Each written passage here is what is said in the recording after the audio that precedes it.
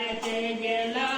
चंदन के वन में घूमत फिरत गेला चंदन के वन में उजर चंदन देखी जिया ललचाई बरसी के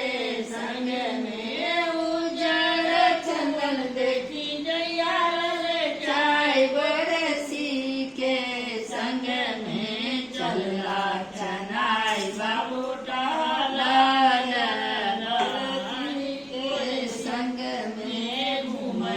फिरत ग्वालिन के अंगना घूमत फिरत गेला ग्वालिन के अंगना उजर दहिन जिया ललचाई बरसी के